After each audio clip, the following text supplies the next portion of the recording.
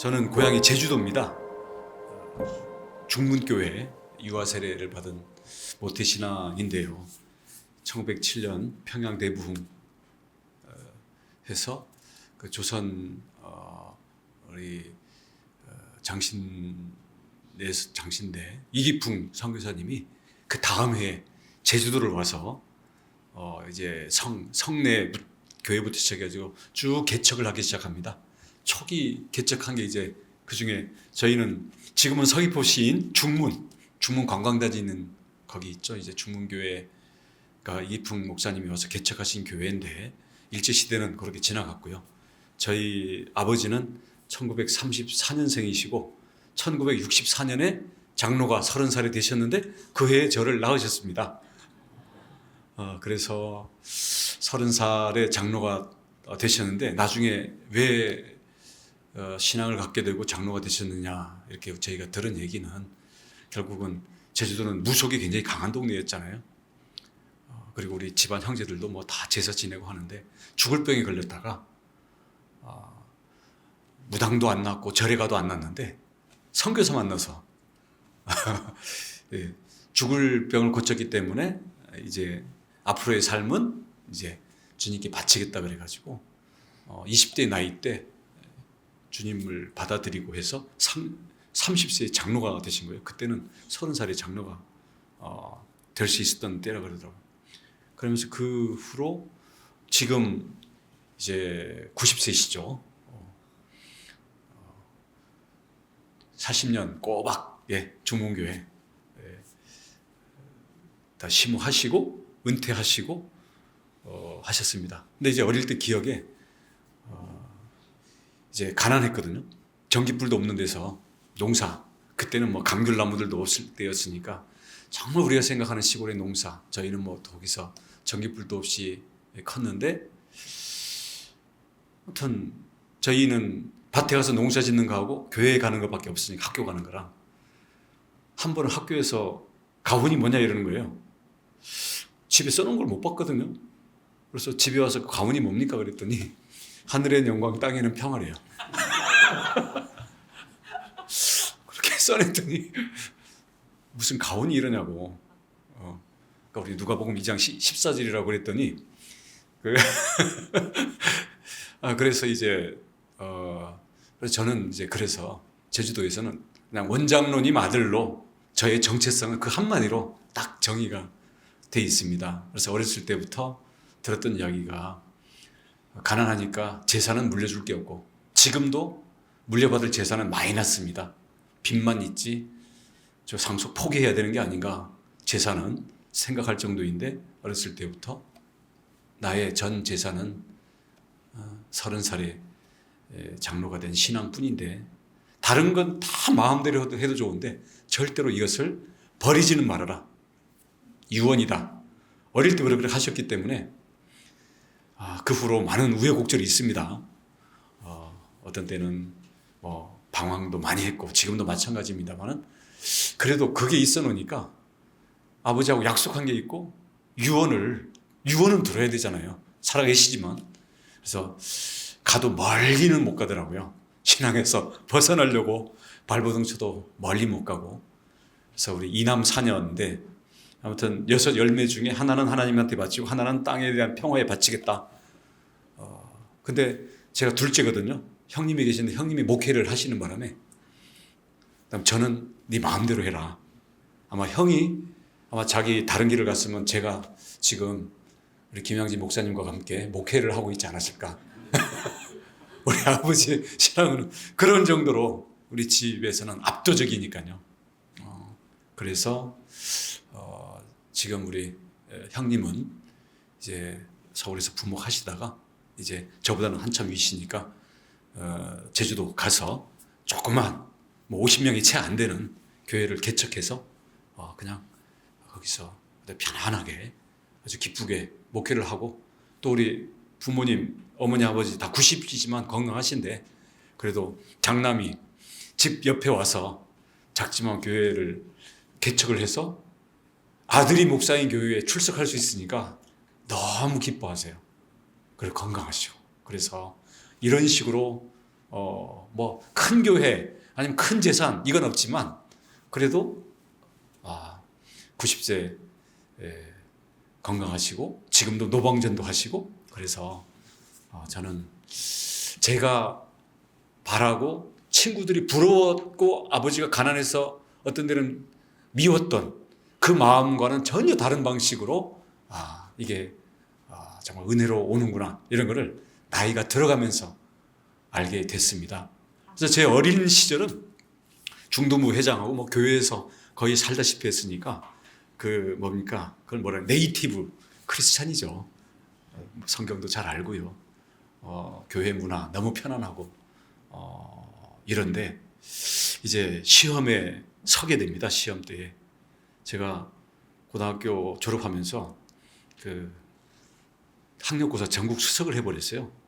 그래서 그것 때문에 갑자기 9시 뉴스에 나오고 제주도 사람은 서울로 보내고 말은 제주도로 보내라고 그랬는데 어찌 보면 집을 떠나고 교회를 떠나서 서울이라는 대학사회 그리고 한국이란 본격적인 사회에 와서 저는 세상을 맞닥뜨리게 된 겁니다.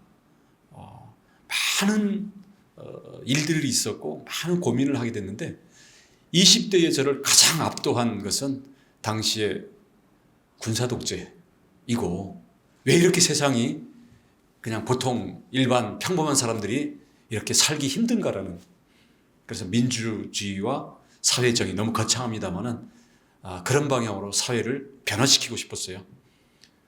근데 교회에서는 제가 다니던 그 교회에서는 그 부분에 대해서는 그건 전혀 화제를 삼으면 안 되는 거니까요. 그렇게 해서 저는 학생운동에 뛰어들고 나중에 노동운동까지 갔는데 구로공단에 그 산업선교회에서 하던 신우교회 지금은 뭐 철거가 됐습니다만은 거기에 야학부터 시작해가지고 종로 5가 EYC 이쪽하고 연결돼가지고 제가 10년을 학생운동 노동운동을 했습니다. 근데 구로공단 신우교회에서 야학을 할 때 학교는 안 가고 이제 저희 지도교수가 제주도에 계신 저희 아버지 장로님한테 연락을 해가지고 우리 당신 아들이 지금 그 나쁜 친구들의 꼬임에 빠져가지고 지금 큰일 났다. 와서 잡아서 군대를 보내야 되겠다. 그래야 좀 지금 너무 자기 생각에 빠져있고 너무 젊은 혈기로 지금 휩쓸리고 있으니까 이걸 좀 띄워놔야 된다. 그것도 전국 수석으로 들어온 학생 아니냐. 그래가지고 우리 지도 교수님의 호출을 받아서 저를 군대에 보내려고 저를 잡으러 오셨어요. 구로동의 그 교회로. 근데 저는 몰랐죠. 저는 숨어 다니다시피 했었으니까 무슨 일이 있었는지도 몰랐는데 이제 저희 교회 전도사님이 저희 아버지가 다녀가셨다는 거예요. 그래서 깜짝 놀랐죠. 어떻게 여기를 알고 오셨냐. 그랬더니 뭐라고 하셨습니까? 그랬더니 쪽지를 주시더라고요. 우리 아버지가 그 신앙생활을 해왔던 쭉 그 얘기와 함께 자식도 다 하나님한테 바친 거기 때문에 나는 그래도 정말 나쁜 사상에 물들어서 잘못됐나 해가지고 왔는데 와서 활동하는 걸 보니까 잘 모르겠다. 뭐 꼭 옳다고 할 수도 없지만 꼭 뭐 나쁜 일을 하는 것 같지도 않고 그래서 나는 잘 모르겠으니까 하나님한테 맡기고 갈 테니까 대신 신앙만 버리지 마라. 그렇게 하고 저를 보지도 않고 그냥 가셨더라고요. 그래서 저희 잡아서 군대 보내려고 왔는데 그렇게 믿어주신 게 저는 그때 눈물이 너무 많이 나더라고요. 우리 아버지가 그래서 저에 대한 개인적인 신뢰도 그렇고 아들이 지금 대목군이 돼가지고 지금 깜빡하게 생기고 지금 군대 잡아넣으라 그러는데 하나님한테 맡긴다. 대신 신앙만은 버리지 마라. 그래서 제가 장문의 편지를 썼죠. 신앙만은 버리지 않겠습니다. 근데 제가 이렇게 하는 거는 사회가 이렇게 신앙만은 버리지 않겠습니다 하면서도 제 주장을 막 얘기해요. 아버지를 막 설득하려고 이제 막 하는 거죠.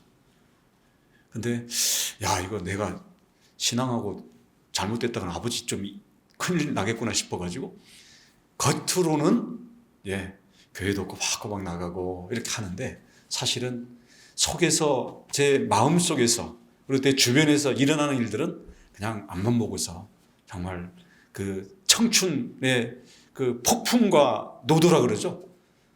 질풍노도처럼 저는 민주화나 사회정의를 위해서는 제 목숨도 바치고 싶을 정도로 사실은 했었습니다. 물론 그러다가 이제 그것의 그 깊은 내막에 있어서의 본질들을 보고 한계를 보고 그 안에서 이념이 그리고 조직이 사람들을 결국 노예로 만들고 지배하고 통제하고 또 이념이나 특정 집단을 절대시하는 걸 보면서 저는 정리를 하게 됩니다. 30살이 거의 다 되면서 뭐 그때 정의감과 젊은 열정과 사회를 바꾸고 싶은 그 아무도 안 시켰지만 그 책임감, 그때 많은 저희 같은 세대들이 그랬거든요. 근데 그 경험과 그때의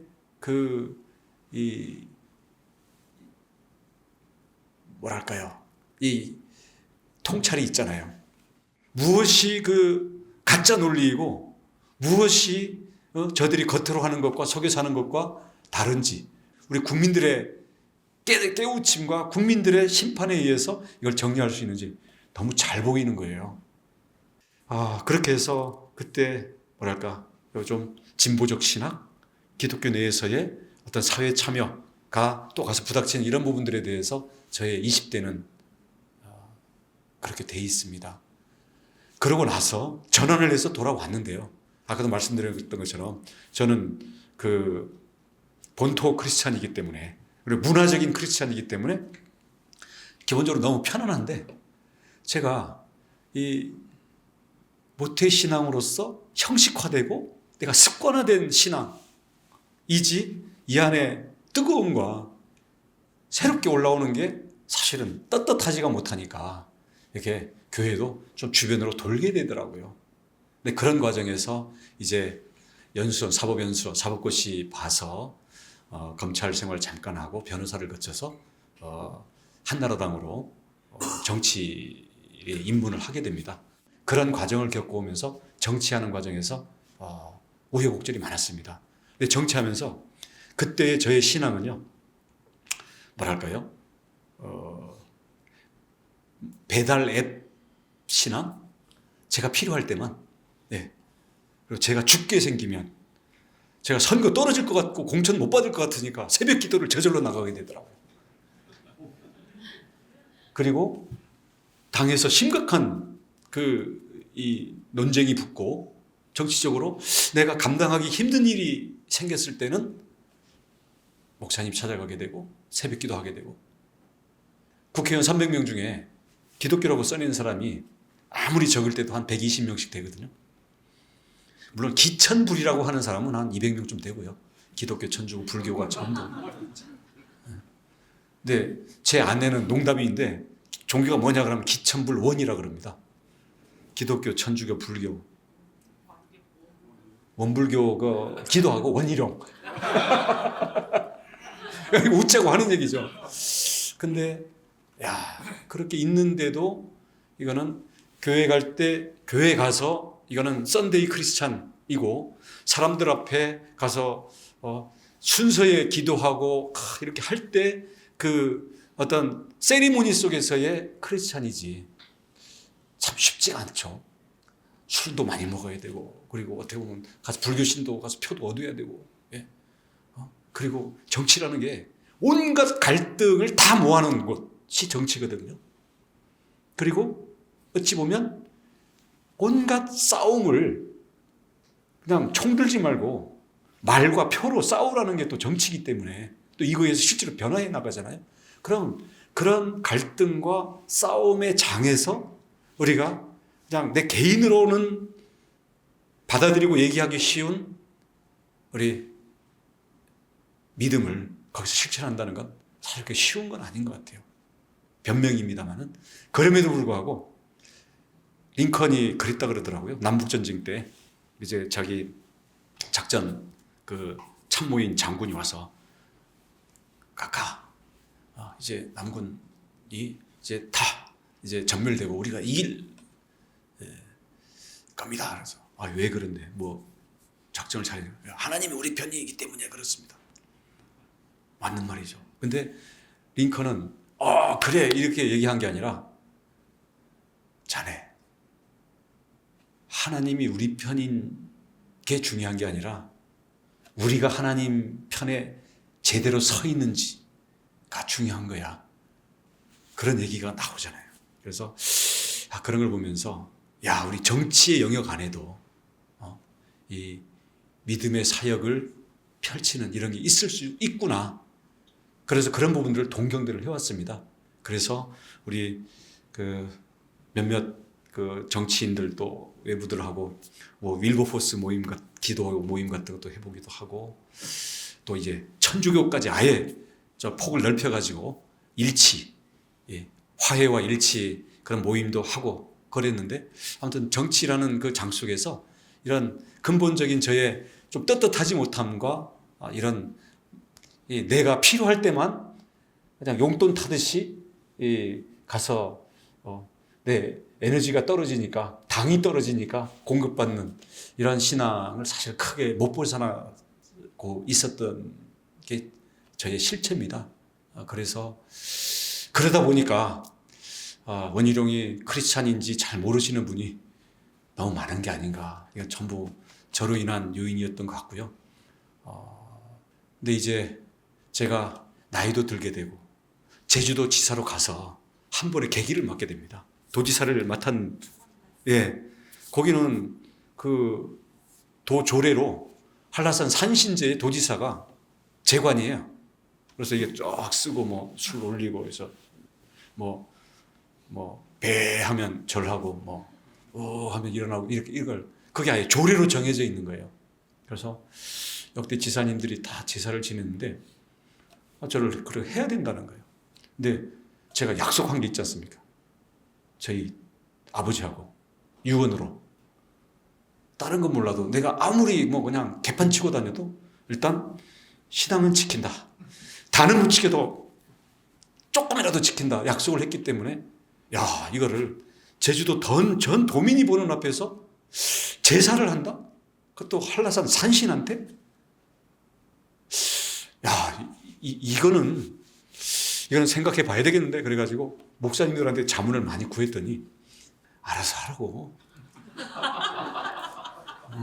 근데 저기 도지사 한 번 더 하고 그렇게 해서 더 좋은 일들을 많이 할 수 있는 것도 있으니까 하여튼 기도 열심히 해보고 알아서 하라고 이러시더라고요.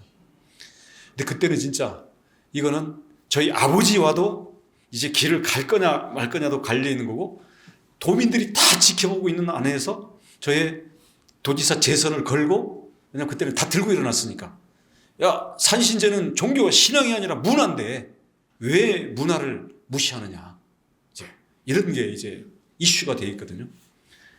네, 기도를 하고 묵상을 하는 가운데 도지사라는 것은 그 직은 그 무게가 안 된다. 제가 이거를 어겨버리면은 그 다음에는 다 그거보다 밑에 해서 제가 해야 될 거잖아요.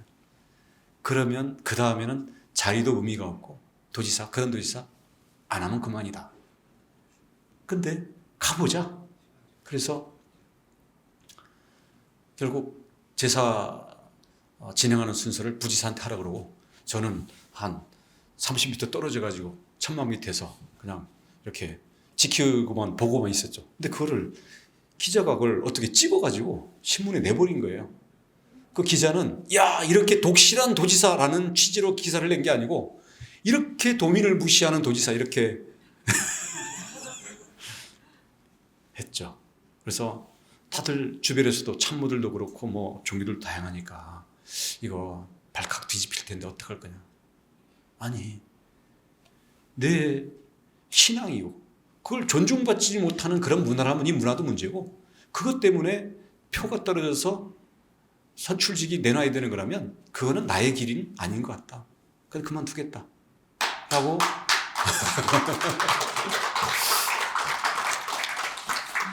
우리 강국창 회장님이 제주도에 골프장 계시니까 그때 다 보셨죠. 근데 저런 분들이 또 감시하고 있으니까 제가 꼼짝을 못하는 거예요. 그래서 해서 그렇게 발칵 뒤집혔는데 이제 도의회가 열렸잖아요. 이제 온갖 이제 대정부 질문하듯이 온갖 공격이 오는 거예요. 그렇다고 거기서 핏대를 올리고 싸울 수는 없잖아요. 왜냐하면 거기에 대해서 문화인데 무시했다라고 하는 여론이 한 60% 넘어가는 거고요. 제주도 크리스천은 8%밖에 안 되거든요. 크리스찬이. 그래서 크리스찬을 옹호해주는 부분은 좀 적고. 근데 그런 상황인데 이제 아버지의 유일한 유언을 내가 도지사지만 아버지가 과수원 창고에 그냥 살고 계시는 거 여러분 다 아시지 않냐.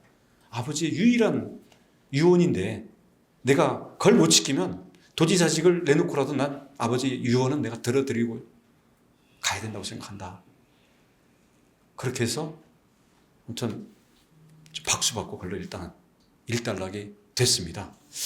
그래서 그 이후로 야 이거 내가 그냥 기천불 내지는 그냥 좋은 게 좋다라고 댕긴다고 해서 이게 되는 문제가 아니구나. 그래서 그런 부분들에 대해서 더 이제 확실히 해야 되겠다 이런 생각을 하고 있던 차에 이제 도지사는 이제 마쳤고요. 이제 와서 여러 목사님들도 뵙고 사실 권면도 많이 받았고 좋은 말씀들을 많이 들었어요. 그래서 제가 정치권에 들어와서 나름대로 이 정치 사역을 하겠다고 한 지가 20년이 다 돼가는데 그냥 그저 그걸로 끝나서는 원래 저의 초심도 그게 아니었고 그리고 제가 그동안 겪어왔던 우여곡절도 그건 아닌 것 같다. 그래서 하던 중에 이제 온누리교회 그 이재훈 목사님하고 얘기를 하게 됐습니다. 그래서 많은 이야기를 하는 중에 하여튼 그때 중문교회 저는 구로구의 갈릴리교회 안수집사였고 우리 또 중문교회 안수집사였지만 좀 이제 신앙생활을 좀 제대로 좀 해야 될 것 같다. 그래서 교회로 나오라 그러시더라고요. 그래서 좋습니다. 그러면 저는 모태신앙이고 안수집사지만 새신자 과정부터 밟겠습니다. 그래서 거기 장로님하고 권사님하고 기도 모임 하는 멤버랑 연결해가지고 새신자 과정으로 일단은 시작을 했습니다. 근데 그랬더니 저는 그동안 굉장히 말라붙어 있는 그 신앙이었는데 이제 어떻게 보면 제대로 이제 나이가 이제 50대 후반입니다만은 새신자라고 생각을 하니까 신선하고 새로운 것들이 솟아나는 거예요. 그래서 주여 하라고 할 때 습관적인 주여가 아니라 나의 주인이시고 나를 지배하고 너무나 중요하고 귀한 분이기 때문에 모든 일을 여기에 대해 상의를 드리고 보고를 드려야 되는 거고 그리고 내가 어떤 사람 때문에 속상하면 그 사람을 내가 그냥 예전처럼 내가 단정해버리는 게 아니라 이 사람이 누굽니까? 이 사람이 왜 내 앞에 있는 겁니까? 를 물어보는 하나님께 그래서 주인의 코치를 받고 해야 될 거 아니겠습니까? 그러면서 내 앞에 부닥치고 나를 고민하게 만드는 사람 또 고민하게 만드는 일정과 그 시간의 자리들 그리고 내 속에서 일어나는 감정과 어떤 생각들 이런 부분들을 다 올려놓고 묵상도 하고 기도하게 되고 그러면서 나름대로 큐티라는 것들을 매일매일 하기 시작을 했습니다. 그러다 보니까 옛날에는 전날 막 술자리도 있게 되면 사실은 다음날 막 헤매다가 가는 날도 안수집사면서도 솔직히 있었거든요. 근데 요새는 이제 어느 정도 시간이 되면 내가 잘 모셔야 되는 귀한 분하고 약속이 있어서 좀 일어서 해야 되겠다 그러면 대통령하고 약속 있는 줄 알아요. 누구라고 얘기 안 하고 그냥 가는 거예요. 근데 저는 우리는 일정표 속에 예를 들어서 대통령이 갑자기 찾으면 나는 만사 제끼고 그걸 할 거 아니겠습니까? 다른 사람한테 비밀로 하면서 주님과의 관계를 이런 걸로 넣어보자. 그랬더니 더 잘 풀리는 거예요. 그리고 사람들하고 막 3시간씩 4시간씩 술 먹어야 해결되는 게 아니더라고요. 나는 귀한 분 만나러 간다 그랬더니 대통령하고 잘 통하는 줄 알고 다 해결이 돼버리더라고요. 그러면서 이제 생활 습관도 많이 바뀌어가지고 이제 새벽에 이제 시간을 많이 갖게 되는데, 처음엔 2시간, 3시간 이러다가 어떤 때는 요새는 3시에 일어나가지고 아침 새벽 시간이 전부 그냥 저 혼자 있는 시간일 때도 있는데, 뭐 하용주 목사님 설교도 이제 많이 듣고 있고요. 또 로마서도 다시 다 보고 있고요. 이제 김양재 목사님 설교도 이제 들으려고 그러는데, 요새 유튜브가 좋아가지고 말씀도 틀어놓고 찬양도 듣고, 그다음 여러 가지 이에 대한 자료들도 보고 하면서 사실은 아주 충만하고 그런 시간들을 많이 가질 수 있게 되더라고요.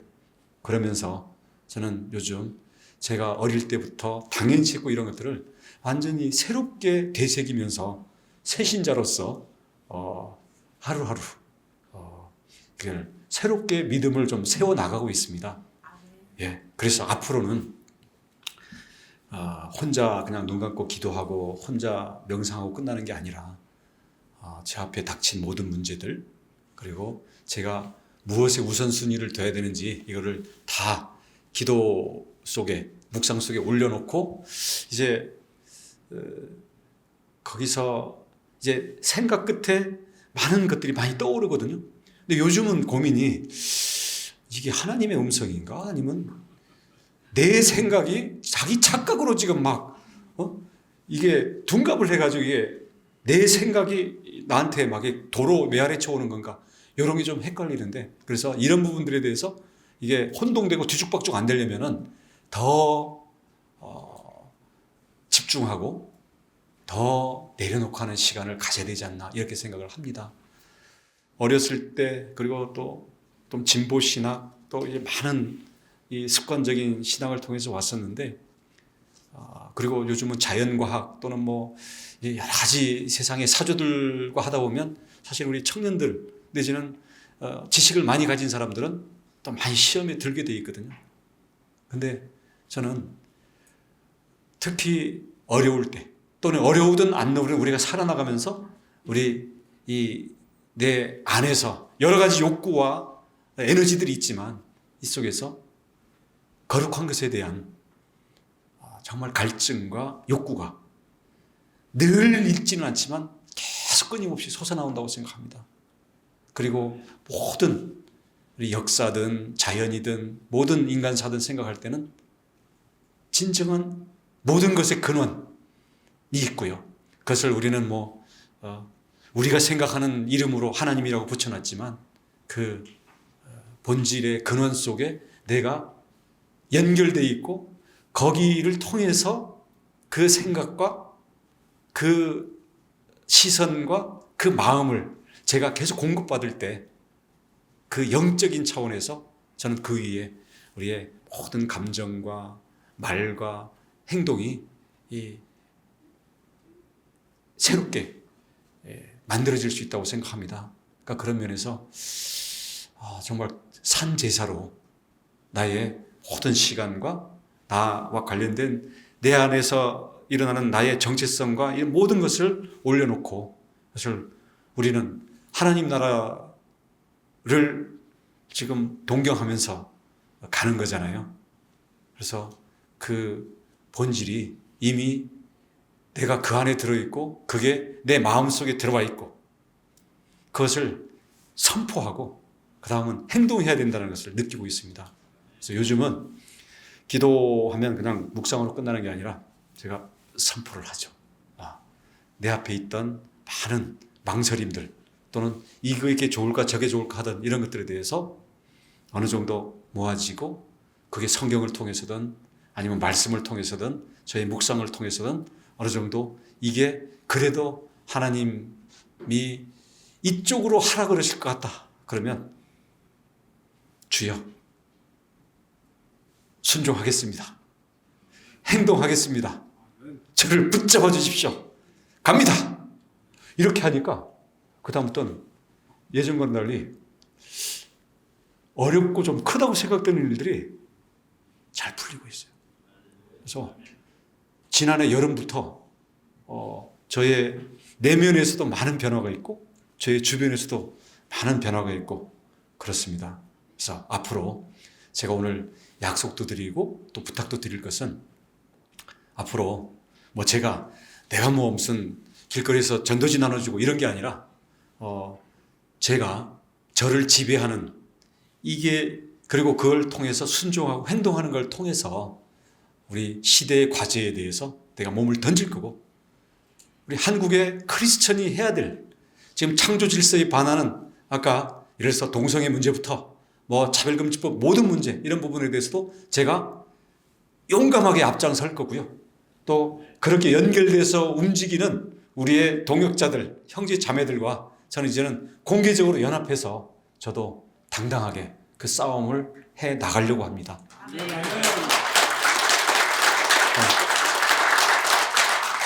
근데 아직은 새 신자니까요. 새 신자인데